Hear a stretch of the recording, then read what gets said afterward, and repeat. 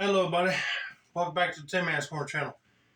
I'm your host, Jeffrey Tin Man Taylor, and today I'm sitting by my tree and everything because I wanted to tell you guys another dream that I had. And this one was actually recent. And when I mean by recent, I just had it before I woke up this morning, which is Wednesday by the time I'm filming this. So, anyway, let's get to it. Basically, in this dream, I go hang out with my two aunts because my uncles went with my papa somewhere. He must have been a medical emergency or something, but went to go check to see if he was all right while we were just sitting at his place and talking. Then they brought me home, and my cousin and his wife and stepdaughter, which is my little cousin, were outside helping out with my mom and dad's yard, mowing it. And I said, "Where's mom and dad?" They said, your mom's car was messing up, so they drove it down to auto mechanic shop around here, and my dad drove his truck to follow her, but they haven't got back yet. So okay. And then they got off the lawnmower and let me mow, and then it was starting to get dark, like it was getting dusky. You know, when the sun sets, it has like that orange hue in the sky. Well, that's what was about to happen. Well, we were loading up the lawnmower after we got it cleaned off and everything and put it back in the shed. Well, my cousin-in-law and my little cousin found out there was some noise going on in the back. Okay, let me set the picture for you. If you look behind our house, there's a dirt road going on the side of our house and our neighbor's house going towards the back on a private road, and there's some other houses right behind us. Well, we kept hearing noises like it was like tree trimming or something going on, but we kept seeing silver and black cars keep coming in and out. And I'm talking about a few of them were like black out Hummers, and I saw one silver Camaro go in there, and then a few armor looking trucks. I was like, "What the world's going on over there?" It ain't none of our business, but she wanted to go check it out. So I said, "Do you want us to come?" She said, No. You guys keep packing up the stuff. We'll call you if we need you." I said, "Okay." Which in reality, I'll be like, "Oh no, I'm coming with you. Make sure nothing happens, you know." So they go, and we heard them screaming. My cousin and I keep on doing what we're doing, and then we heard the noise, and we grabbed our flashlights, and we said, "We're going to go find them." I said, "Yes, we are." So we ran in the direction of the woods, and we saw what they were talking about. There were people tree trimming in the back, but then there's a bunch of armored vehicles coming, and we hid. But somehow or another, I lost track of my cousin. He got taken, so I just said, in a cowardly way, I kind of ran back because I didn't want to get captured. But once I was running back, I saw my little cousin hid in the shed. And I was thinking, why in the world did they not come after her? But they were just like, forget her.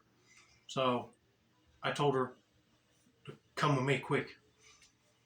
And by the time I said that, it was already getting black, pitch black outside. And we left the lights on. Now, and also I forgot to mention, by this time, my two aunts already left to go back home. And my cousins were supposed to leave to go home as well, because they figured I'm a grown guy, I can handle everything around here until my parents get back. Well, they haven't showed up yet, so I said, crap, what are we going to do? So we bolted, and I saw a silver Camaro coming, and they were just turning the nose of the car into our yard, like they were literally driving up. And I said, "Let's go, go, go." And luckily the garage door was unlocked, so we went into the garage and closed it real quick. And they went right near our house because our house and garage are connected. And they went right beside the garage and just kept on going and turned onto the pavement of our driveway. Stopped for a little bit, and I was surprised they didn't get out. They must have thought we kept on running or something. They didn't hear the garage door. closed, and two, the lights of the garage were turned off so they wouldn't be able to see in there. And I told my cousin to duck, and I was hiding in the back area where the toolboxes are at. But yeah, anyway, let me give you perspective. Hold on. Okay, folks, you see our shed right there? All right. In my dream, me and my cousin were in that shed when I found her.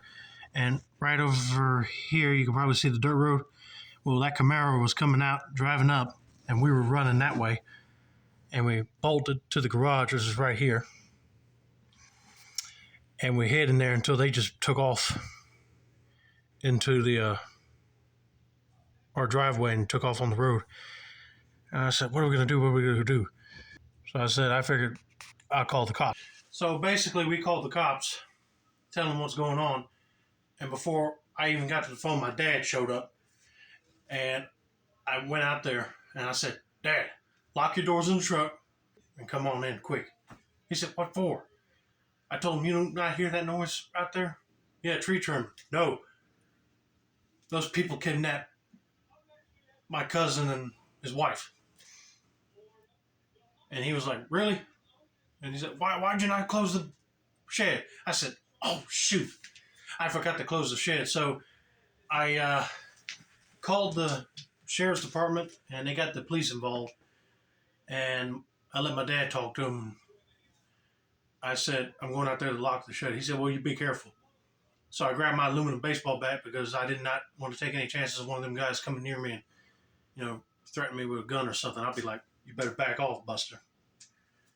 I'll probably whack him in the head or something. But anyway, I got to the shed, and I checked with the flashlight to make sure nobody was in there. And I said, okay, it's clear. So closed the door up, locked it, and bolted back inside. And also the garage door at this time was already locked too. Every door was locked, window locked in the house. So we were good.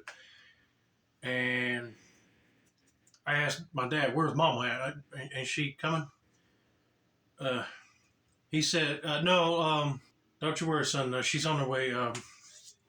They said they could fix her car today, so they're working on it. So she told me to go on home.